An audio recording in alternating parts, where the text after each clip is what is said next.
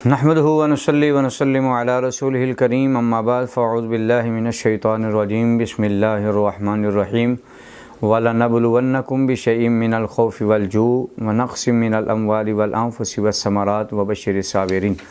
आमन्तु बिल्लाहि सदक़ल्लाहु मौलानल अज़ीम व सदक़ रसूलुहुन नबियुल करीमुल अमीन। इन्नल्लाह व मलाइकतहु युसल्लूना अलन नबी या अय्युहल्लज़ीना आमनू सल्लु अलैहि व सल्लिमू तस्लीमा।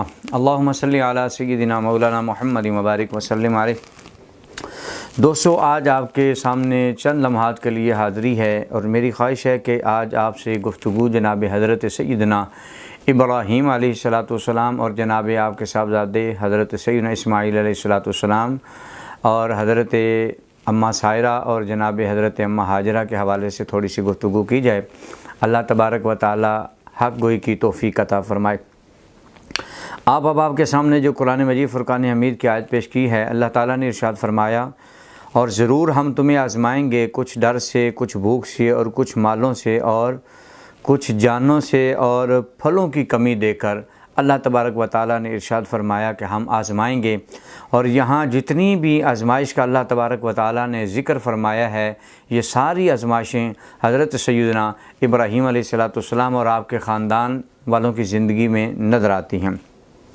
दोस्तों, याद रखें, जब हम अपने कादर मुतलक की हमागीर नज़र को उसकी मालिक की दी हुई ज़िंदगी पर, उस मालिक के साथ जो हमारे ताल्लुक़ जुड़े हुए हैं और अपने मालिक व खालिक की बारगाह में जिन नेक हस्तियों ने, आला हस्तियों ने, प्यारियां हस्तियों ने अल्लाह तबारक व तआला की बारगाह में जो क़ुरबानियाँ दी हैं और जो इम्तिहानात दिए हैं, वो अल्लाह की नज़र में जो है उनको किस अंदाज़ से देखा गया। और मालिक ने जब उन्हें जो है इन इम्तिहानात से निकाला तो अल्लाह तबारक व तआला ने क्या इनाम व इकराम से नवाजा।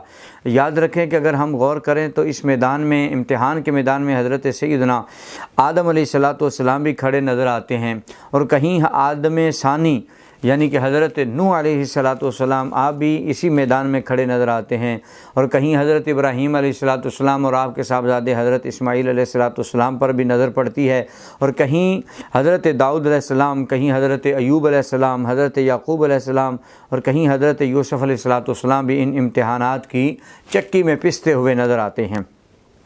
और हज़रत सय्यदना मूसा अलैहिस्सलाम, हज़रत सय्यदना ईसा अलैहिस्सलाम, तो ये सारे जो है अम्बिया अलैहिस्सलाम को अल्लाह तबारक व तआला मुश्किलात की चक्की से निकाल कर जो है फिर एक मकाम और मर्तबा और इज़्ज़तों का वो उस अंदाज़ से नवाजता है। तो ये एक अल्लाह तबारक व तआला का वतीरा रहा है कि वो जिनसे जितनी मोहब्बत करता है, जितना प्यार करता है, उतना ही उन्हें आज़माता है। उलाइकल्लज़ीना इम्तहनल्लाहु क़ुलूबहुम लित्तक़वा। अल्लाह ताला फरमाते हैं कि फिर हम उनके दिलों को इम्तिहान में डालते हैं, उनके दिलों को चेक करते हैं, कि फिर जब चेक करते हैं तो फिर देखते हैं कि उसका क़ल्ब, उसकी कैफ़ियत क्या हैं और वो मालिक की बारगाह में तक़वे की किस बुनियाद पर खड़े हुए हैं। तो अल्लाह तबारक व तआला फिर जो है अपने प्यारों को आज़माता ज़रूर है। तो इन आज़माइश वालों में बहुत बड़ा नाम जद्दुल अंबिया हज़रत सय्यदना इब्राहीम अलैहिस्सलाम का नाम है। और हज़रत सय्यदना इब्राहीम अलैहिस्सलाम की विलादत के हवाले से अगर बात करें, हज़रत सय्यदना इब्राहीम अलैहिस्सलाम की विलादत बासादत जो है वो शहर बाबल में होती है। और ये ज़माना, ये दौर जो है नमरूद शैतान का, उस लईन और बदबख्त का ज़माना था। और ये बात तूफ़ान नूह अलैहिस्सलाम से जो है 1700-900 साल बाद और हज़रत सय्यदना ईसा अलैहिस्सलाम से तकरीबन 2300 साल पहले की बात है। यानी कि हज़रत नूह अलैहिस्सलाम के बाद 1709 और हज़रत ईसा अलैहिस्सलाम से पहले जो है कितना 2300 साल पहले की बात है। इस वक्त सारी दुनिया पर नमरूद की बादशाही थी और वही खुदाई दावा करके बैठा था, और वही जो है इसका हाकिम हुक्मरान पूरी दुनिया का बन के बैठा हुआ था। तो अल्लाह तबारक व तआला ने उस बदबख्त, उस लईन को जो है सफ़ा हस्ती से मिटाने के लिए अल्लाह तबारक व तआला ने अपने पैगम्बर जनाब हज़रत इब्राहीम अलैहिस्सलाम का इंतखाब किया। और उस वक्त जो है नमरूद को उसके नजूमियों ने, उसके हवारियों ने ये बता दिया। बादशाह ने जब एक ख्वाब देखा तो उसकी ख्वाब की ताबीर के लिए उसने नजूमियों को बुलवाया, अपने सारे हवारियों को इकट्ठा करके उसने अपने ख्वाब जो है उनके सामने बयान किया और कहा कि इसकी ताबीर क्या है। तो उसके नजूमियों ने ये बताया कि जनाब इसकी ताबीर ये है कि आपके इस जो है माहौल को और आपकी इस हुकूमत को ख़त्म करने के लिए एक बच्चा पैदा होने वाला है, जो इस तेरी सारी सल्तनत को, तेरी जो है खुशहाली को, तेरी खुदाई को, सब को ख़त्म कर देगा। उस वक्त जो है जब ये बादशाह को, नमरूद को पता चला, तो फिर उसने पूरे अपनी जो है सल्तनत के अंदर ऐलान करवा दिया कि कोई बच्चा भी पैदा ना हो, कोई बच्चा भी पैदा ना हो। हत्ता कि जो पैदा हुए कमो बेश 1 लाख से ज़्यादा बच्चों को उसने जो है कत्ल करवा दिया, उन्हें जो है ज़िबा करवा दिया। और वो ऐलान कर दिया कि आइंदा के बाद जो है इस मामले को, इसको जो है रोका जाए, ख़त्म किया जाए। और उसने अपनी पूरी कोशिश की, मगर अल्लाह तबारक व ताला जब जो है किसी को जो है कायनात में भेजना चाहता है तो पूरी दुनिया मिलकर भी ज़ोर लगा रहे तो उसे रोक सकता नहीं है, क्योंकि अल्लाह तबारक व ताला का कुरान बताता है लियक़दी अल्लाहु अमरन काना मफ़ऊला, कि अल्लाह ताला का जो फ़ैसला होता है, अल्लाह तबारक व ताला अपना फ़ैसला करके ही रहता है। नूर हक इस्लाम है, इसको बुझा सकता है कौन, जिसका हामी हो खुदा उसको मिटा सकता है कौन, जिसका हामी हो खुदा उसको मिटा सकता है कौन। इतने बड़े इंतज़ामात के बावजूद हज़रत इब्राहीम अलैहिस्सलाम अपनी वालदा मोहतरमा के शिक में अक़दस में जलवागर हुए। नजूमियों ने, काहिनों ने नमरूद के साथ आकर बार बार जो है बात भी की, उसे ख़बर भी दी कि वो बच्चा हमल में आ गया हुआ है। ये सारे मामलात नमरूद के कहने के बावजूद कि ये मामलात जो है फिर भी अल्लाह की हिकमत के तहत चलते रहे।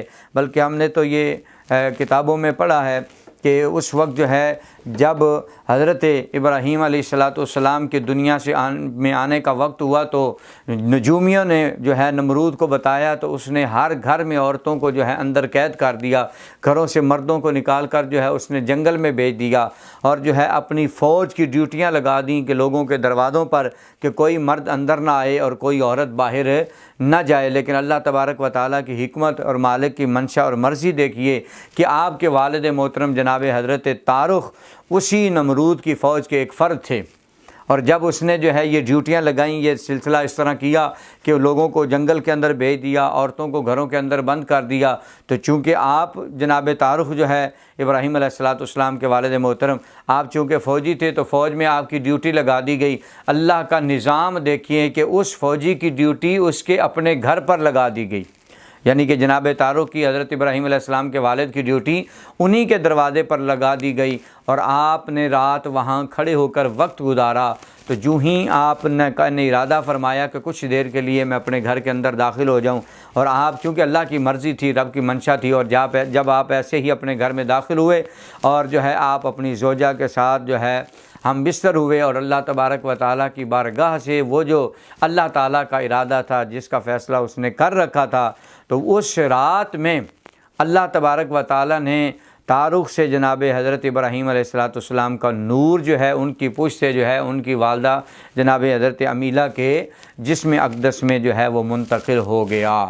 ये नूर इब्राहीम अलैहिस्सलाम जब जो है अपनी वालदा के जिस्म में मुंतकिल हुआ तो उसके हवारी, उसके फ़ौजी जो जंगल में डेरा लगा के सारे मर्दों को जंगल में लेकर बैठे थे, उन्होंने चीखें मारी, उन्होंने शोर मचाया, उन्होंने जो है इंतहा कर दी शोर मचाने की और कहा, नमरूद से कहा, बादशाह सलामत, आपने इतने इंतज़ामात किए, आपने इतना कुछ किया, लेकिन उसके बावजूद भी आज रात नजूमियों ने कहा हमारा इल्म बताता है कि इब्राहीम जो है वो बाप की पुश्त से जो है माँ के रहम में मुंतकिल हो चुका है।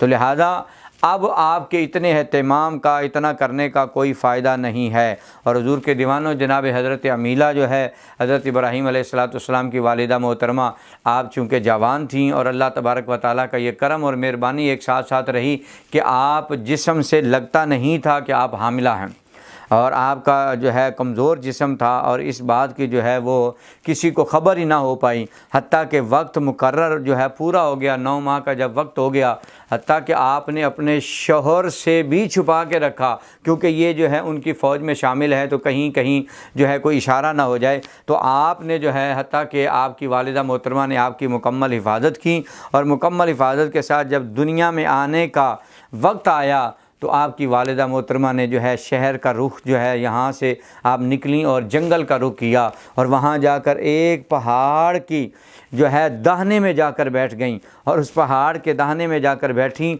और अल्लाह तबारक व तआला ने वहाँ उन्हें जनाब हज़रत इब्राहीम अलैहिस्सलाम का जैसा प्यारा बेटा अता फ़रमाया और उन्हें हज़रत इब्राहीम अलैहिस्सलाम को वहीं पर छोड़कर जो है कुछ देर उनके साथ वक्त गुजारा। शाम होते ही आप वापस अपने घर की तरफ लौट आईं और दिल में ख़्याल करती हैं कि पता नहीं सुबह जाऊंगी तो मेरे बेटे का क्या हाल होगा, वहाँ मामलात क्या होंगे। तो फिर किताबों में आता है कि एक दिन नहीं बल्कि 3 दिन गुजर गए। आप 3 दिन के बाद जो है अपने बेटे के पास जब गईं तो सोचते ये जा रही थी कि शायद मर चुका होगा, मामलात ख़त्म हो चुके होंगे, मैं जंगल में पहाड़ की ओर में छोड़ आई थी। लेकिन आप जब गईं तो अल्लाह तबारक व तआला का निज़ाम देखिए, मालिक ने कैसे हिफाजत की, मालिक ने कैसे इज़्ज़तें अता फ़रमाई। अम्मा जान फरमाती हैं जब मैं अपने बेटे इब्राहीम के पास पहुंची तो मैंने देखा कि उसने अपना अंगूठा अपने मुंह में डाला हुआ है और जब मैंने गौर करके देखा तो अल्लाह तबारक व तआला की बारगाह से इनाम क्या मिला हुआ है कि उसी अंगूठे से जो है एक दूध की नहर जारी हुई है और एक शहद की नहर जारी हुई है। तो ये देखिए अल्लाह तबारक व तआला जब जो है किसी की हिफाजत फरमाना चाहता है तो अल्लाह तबारक व तआला कैसे करम फरमाता है। तो किताबों में आया कि कम से कम आप 7 साल की उम्र तक आप उस गार में रहे। कुछ ने कहा कि आप जो है 12 साल की उम्र तक उस गार में रहे, किसी ने कहा 16 साल, किसी ने 17 साल की उम्र बताई कि आप जो है गार में आपने वक्त गुजारा। फिर जो है बहरहाल वो चाहे आप 17 वाली रिवायत लगा लें, ज़्यादातर जो है किताबों में आया है वो 13 साल वाला है। तो आपने जितना वक्त भी गार में गुजारा तो एक दिन माँ से अर्ज़ की, माँ आती थी देखभाल करके चली जाती थी, बेटा जो है जवान हो रहा है। एक दिन अम्मा की बारगाह में इल्तिजा की कि अम्मा जान मुझे भी बाहर का माहौल दिखाएं, मैं भी बाहर का माहौल देखना चाहता हूँ कि दुनिया कैसी है, अल्लाह ताला ने ये जो रंगीन माहौल बनाए हैं मैं भी अपनी आंखों से देखना चाहता हूँ। हज़रत इब्राहीम अलैहिस्सलाम की वालिदा ने दामन पकड़ा, आपका हाथ पकड़ा और आपको गार से बाहर लाईं। जो ही गार से बाहर लाईं तो आपने देखा कि वहाँ बहुत ज़्यादा सब्ज़ा है, जानवर चल रहे हैं। तो आपने पहला अपनी माँ से सवाल किया, अम्मा जान बताइए तो सही इन्हें कौन पालता है, अल्लाह अकबर, इनका पालनहार कौन है। तो उस वक्त आपकी वालिदा ने सादा सा जवाब दिया, कहा कि इनके मालिक और ये चारा खाकर पल रहे हैं। तो फिर सवाल कर दिया, अम्मा ये बताओ कि हमें कौन पालता है, यानी कि माँ जी आपको कौन पालता है। तो उस वक्त माँ ने कहा कि भाई मुझे तुम्हारा बाप पालता है। आप फिर सवाल किया कि मेरे बाप को कौन पालता है। तो फरमाया कि भाई वो नमरूद की फ़ौज का एक सिपाही है, नमरूद से तनख्वाह लेता है, नमरूद हमें पालता है, उससे तनख्वाह लेते हैं तो वो हमारी जो है हमें पालते हैं। तो अब जो है जब इब्राहीम अलैहिस्सलाम ने एक अगला सवाल कर दिया कि वो कौन है, तो लोगों ने कहा कि वो खुदा है। अम्मा जान ने कहा, उसने खुदाई दावा किया वो खुदा। तो आपने फरमाया अम्मा ये तो बताएं कि नमरूद को कौन पालता है। तो यूँ ही आपने ये सवाल किया तो आपकी वालिदा मोहतरमा ने आपके जो है मुँह पे हाथ रख दिया और कहा बेटा अब दोबारा ऐसा ना बोलना। लेकिन हज़रत इब्राहीम अलैहिस्सलाम का जवाब यही था, अम्मा जान मैं यही तो दुनिया को बताने आया हूँ, ये बदबख्त नमरूद खुदा नहीं है, मेरा खुदा मेरा खालिक व मालिक मेरा परवरदिगार है जो सारों को पालता है और इस नमरूद को भी पालता है, वो रब मेरा खालिक हकीकी रब है। तो लिहाजा इब्राहीम अलैहिस्सलाम जब अपने माँ के साथ जो है घर आते हैं, आपका चचा आज़र, बाज़ किताबों वालों ने लिखने वालों ने कह दिया कि ये आज़र जो है ये हुज़ूर इब्राहीम का वालिद मोहतरम था। तो याद रखिए कि आज़र आपका वालिद नहीं था बल्कि जनाब हज़रत तारुख आपके वालिद मोहतरम थे और ये चचा आज़र था और इसका कारोबार बुत परस्ती का था, बल्कि इसने अपने घर में जो है बुत बनाता था। अगर हम सादे अंदाज में अपने माहौल के मुताबिक कहें तो उस समझ लें कि उसने अपने घर में बुतों की फैक्ट्री बना रखी थी।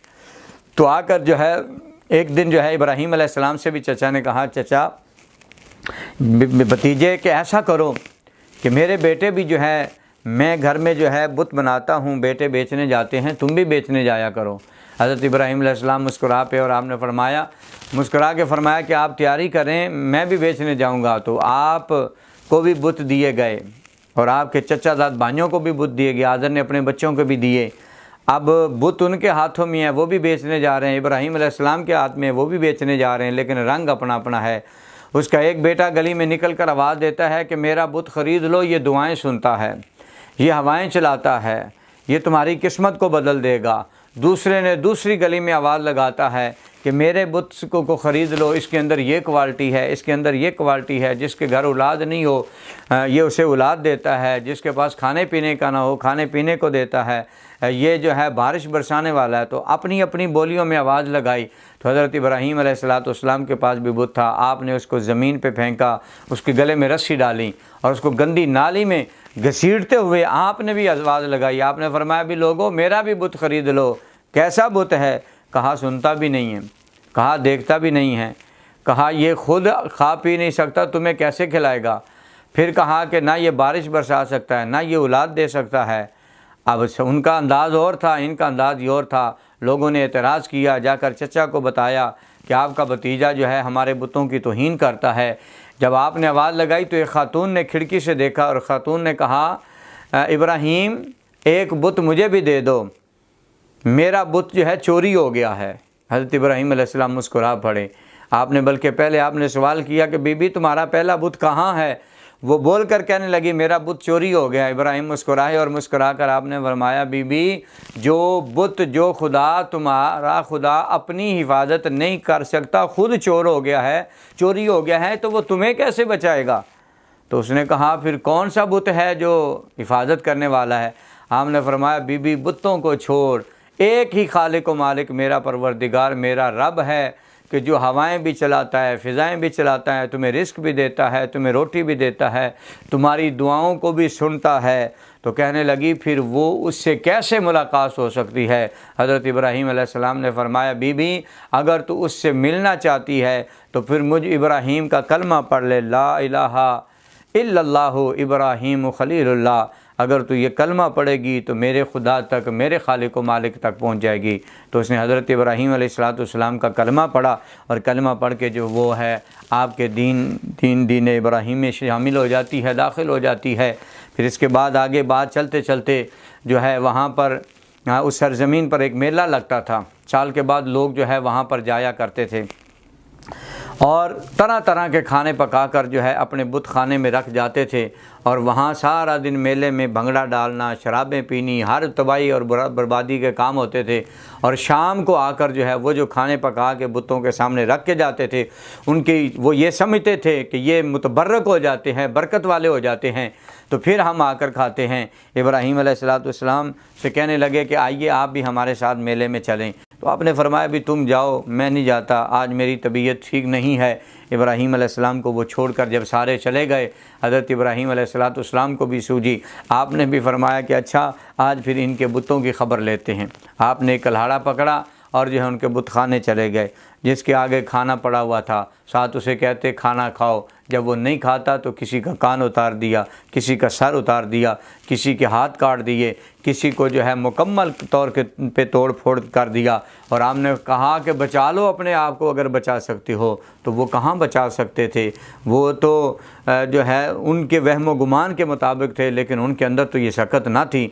और आपने आखिर में जो है वो कल्हाड़ा जो है बड़े बुत के कंधे पे रखा और घर आ गए। और जो ही शाम हुई तो सारे दौड़े दौड़े आए और जब गए बुत खाने में देखा तो उनके बुतों की किसी की टांग नहीं है, किसी का हाथ नहीं है, किसी का सर नहीं है, किसी का बाजू नहीं है, कुछ मुकम्मल ख़त्म हो चुके हैं। अब आपस में चेमें गोइयाँ शुरू हो गई, किसने किया किसने किया किसने किया। तो एक दो ने कहा कि हाँ इस पूरे माशरे में हमारे पास एक शख्स इब्राहीम है जो हमारे बुतों की मुखालफत करता है, उसके अलावा कोई और नहीं हो सकता। जनाब इब्राहीम अलैहिस्सलाम को बुलाया गया तो इब्राहीम अलैहिस्सलाम से कहने लगे जनाब आप बताइए ये मामला क्या है। तो आपने फरमाया भी अपने खुदाओं से पूछो, मुझसे क्या पूछते हो। उन्होंने कहा ये बोलते नहीं है। तो आपने फरमाया यही तो मैं तुम्हें कहता हूँ, ये बोलते नहीं है, ये सुन नहीं सकते, ये तुम्हारे काम नहीं करते। आपने फरमाया कि अगर करनी है बात तो वो उस बड़े बुत से पूछो जिसके कंधे पे कलाड़ा है, हो सकता है उसी ने सारों को मारा हो। तो वो कहने लगे ऐसा नहीं हो सकता। तो आपने फरमाया बस यही तो तुम्हें बताना चाहता हूँ कि ऐसा नहीं हो सकता, ये तुम्हारे वहम हैं, ये तुम्हारे गुमान हैं, और तुम्हें खालिक व मालिक से मिलाते हैं। लेकिन उनकी बात समझ में ना आई, उन्होंने ये मामला नमरूद के दरबार में पेश कर दिया। और हज़रत इब्राहीम अलैहिस्सलाम को नमरूद ने बुला लिया। और जब नमरूद ने हज़रत सैयदना इब्राहीम अलैहिस्सलाम को बुलाया और बुलाकर जब आपसे पूछा और आपसे बातचीत करने लगा तो हज़रत इब्राहीम अलैहिस्सलाम को अल्लाह ताला ने जो नबूवत की ताकत अता फ़रमाई थी, जो जुर्रत अता फ़रमाई थी, आपने उस जुर्रत के साथ, उस ताकत के साथ जो है उससे बातचीत की, गुफ्तगू हुई। और वो कहने लगा इब्राहीम तुम किस खुदा को मानते हो? आपने फरमाया मैं अपने खालिक व मालिक को मानता हूँ, मेरा परवरदिगार मेरा रब है वो जो हकीकी तौर पे पूरी कायनात का खालिक और मालिक है, और वही ज़िंदा करता है, वही मारता है, वही सबको जो है इज़्ज़तें और बरकतें अता फरमाता है। उन्होंने कहा, उस वक्त नमरूद कहने लगा ये काम तो मैं भी कर लेता हूँ, कि तुम्हारा खुदा थोड़ी कर लेता है अकेला, ये काम मैं भी कर लेता हूँ। उसने फ़ौरी तौर पे जो है एक आज़ाद आदमी को बुलवाया और बुलाकर जो है उसे कैद कर दिया, और एक कैदी को बुलवाया और उसको जो है आज़ाद कर दिया, और वो जो आज़ाद फिर रहा था उसकी गर्दन उतार दी। कहा देखो ये काम मैं भी करता हूँ, कि जो कैदी था उसे आज़ाद कर दिया और जो आज़ाद था उसे जो है कत्ल कर दिया, उसको मार दिया। बताना वो ये चाहता था कि मैं भी ज़िंदा करता हूँ, मैं भी मारता हूँ। हज़रत इब्राहीम अलैहिस्सलाम मुस्कुरा पड़े। आपने फरमाया भी ये भी क्या कोई काम है जो तू कह रहा है, मेरा रब हकीकी मारता है, मेरा रब हकीकी ज़िंदा करता है। हज़रत इब्राहीम अलैहिस्सलाम आपने फरमाया अगर तू यही काम करता है, अगर तू वाक़या ही रब है, तो आपने क़ाल इब्राहीम, जनाब हज़रत इब्राहीम अलैहिस्सलाम ने इरशाद फ़इन्न अल्लाह याती बिशम्सि मिनल मशरिक़ि फ़अति बिहा मिनल मग़रिब, बेशक मेरा अल्लाह ताला जिसकी तरफ तुमको दावत देता हूँ वो है जो रोज़ाना सूरज को मशरिक़ से निकालता है, तू एक दिन मग़रिब से निकाल कर दिखा दे। तो जैसे ही हज़रत इब्राहीम अलैहिस्सलाम की ज़ुबान से ये निकले लफ्ज़ फ़बुहितल्लज़ी कफ़र, तो वो काफिर जो है उसके होश उड़ गए। और यहाँ पर मुहद्दिसीन ने फरमाया है कि अगर ये नमरूद कह देता कि मशरिक़ से तो मैं निकालता हूँ, मग़रिब में मैं डुबोता हूँ, तुम्हारा रब जो है वो मग़रिब से निकाल कर दिखा दे और मशरिक़ में डुबो कर दिखा दे। आप फरमाते हैं, मुहद्दिसीन ने फरमाया कि अगर वो कह देता तो रब कायनात ने उसका पहले एहतमाम फरमा दिया था। अल्लाह तबारक व ताला ने पहले फ़रिश्तों की ड्यूटी लगा थी कि अगर नमरूद बदबख्त ये बात करे तो मेरे पैगम्बर की बात को झूठा नहीं होने देना। और अल्लाह तबारक व ताला ने इरशाद फरमाया फ़रिश्तों तैयार रहना, अगर ये बदबख्त कहे कि मैं मशरिक़ से निकाल कर मग़रिब में डुबोता हूँ तो इसका उल्ट करना है, तो मेरे फ़रिश्तों फिर आज के बाद कानून बदल देना। मेरा हुक्म है कि तुम सूरज को जो है मशरिक़ में डुबोना है और मग़रिब से निकालना है। लेकिन इस तक वो बात पहुँच ही ना सकी।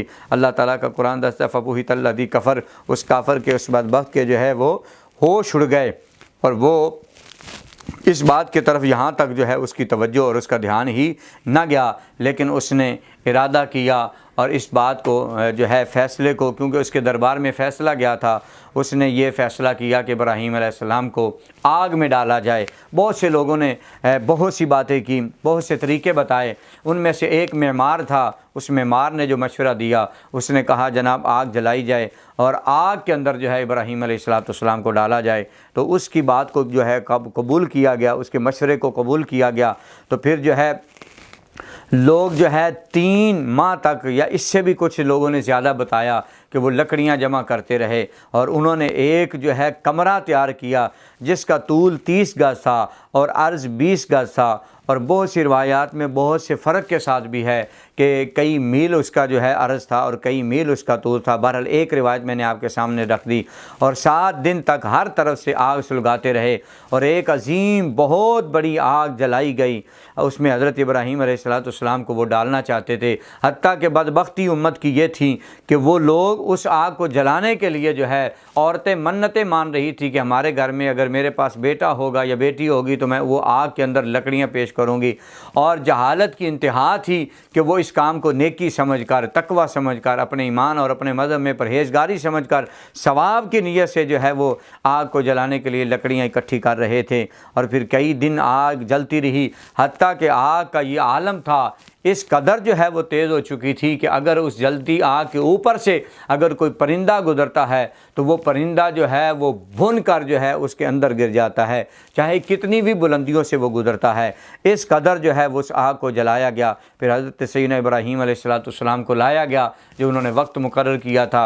आपके हाथों में बेड़ियाँ डालीं, आपके पाँव में बेड़ियाँ डालीं और आपको बांध कर वो आग में डालना चाहते हैं। हुज़ूर के दीवानों तवज्जो तलब बात यह है, काबिल तवज्जो बात यह है कि यहाँ पर भी अल्लाह तबारक व ताला देखिए इब्राहीम अलैहिस्सलाम की कैसी मदद फरमा रहा है, कैसे अल्लाह तबारक व ताला इज़्ज़तें अता फरमाता है।